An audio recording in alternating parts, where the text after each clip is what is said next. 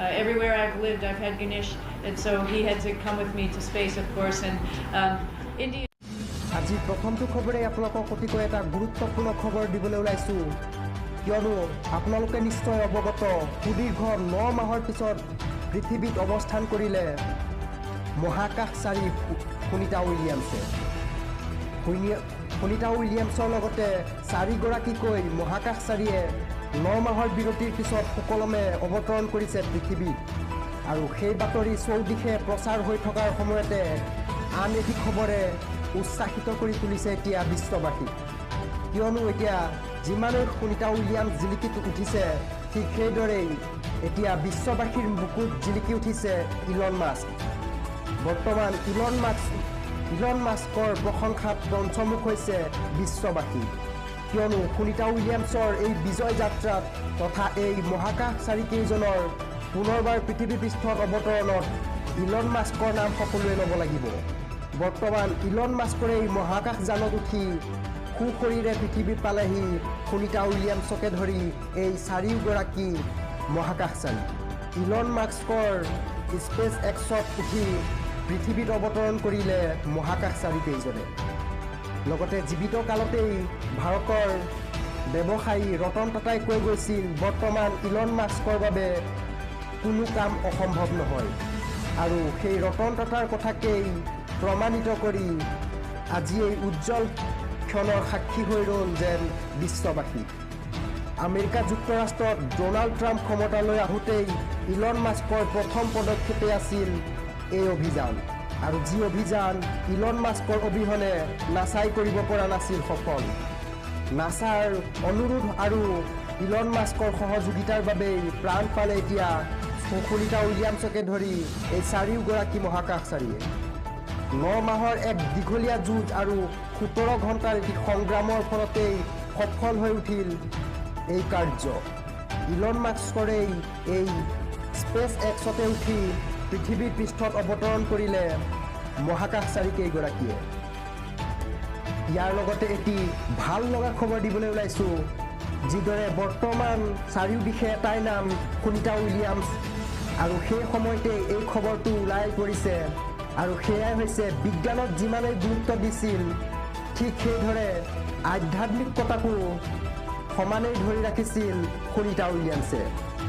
মহাকাশতো সুনিতা উইলিয়ামছৰ লগত আছিল ভাগৱত আৰু গণেশৰ প্ৰতিমূৰ্তি, আৰু প্ৰতিদিনেই পূজা অৰ্চনা কৰিছিল বুলি জানিব পৰা গৈছিল সুনিতা উইলিয়ামছে।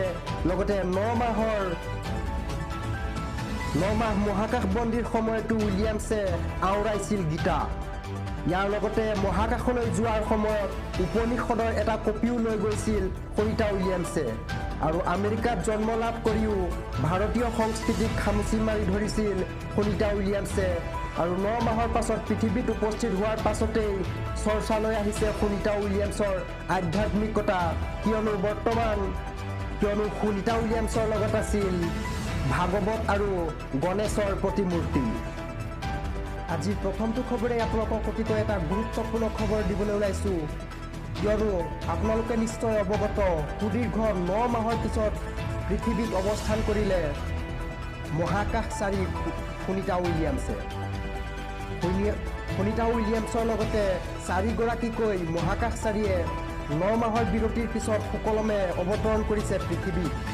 আৰু সেই বাতৰি চৌদিশে প্ৰচাৰ হৈ থকাৰ সময়তে আন এটি খবৰে উৎসাহিত কৰি তুলিছে এতিয়া বিশ্ববাসীক, কিয়নো এতিয়া যিমানেই সুনিতা উইলিয়ামছ জিলিকি উঠিছে ঠিক সেইদৰেই এতিয়া বিশ্ববাসীৰ বুকুত জিলিকি উঠিছে ইলন মাস্ক।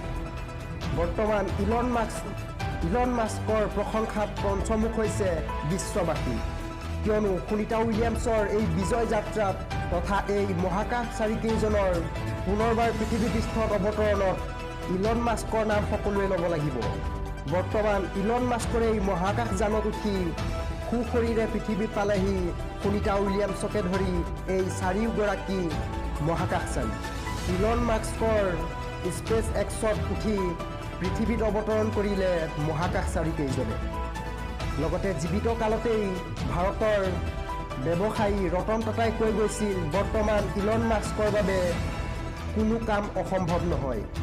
আৰু সেই ৰতন টাটাৰ কথাকেই প্ৰমাণিত কৰি আজি এই উজ্জ্বল ক্ষণৰ সাক্ষী হৈ ৰ'ল যেন বিশ্ববাসী। আমেৰিকা যুক্তৰাষ্ট্ৰত ডোনাল্ড ট্ৰাম্প ক্ষমতালৈ আহোঁতেই ইলন মাস্কৰ প্ৰথম পদক্ষেপে আছিল এই অভিযান, আৰু যি অভিযান ইলন মাস্কৰ অবিহনে নাছাই কৰিব পৰা নাছিল সফল। নাছাৰ অনুৰোধ আৰু ইলন মাস্কৰ সহযোগিতাৰ বাবেই প্ৰাণ পালে এতিয়া সুনিতা উইলিয়ামছকে ধৰি এই চাৰিওগৰাকী মহাকাশচাৰীয়ে। 9 মাহৰ এক দীঘলীয়া যুঁজ আৰু 17 ঘণ্টাৰ এটি সংগ্ৰামৰ ফলতেই সফল হৈ উঠিল এই কাৰ্য।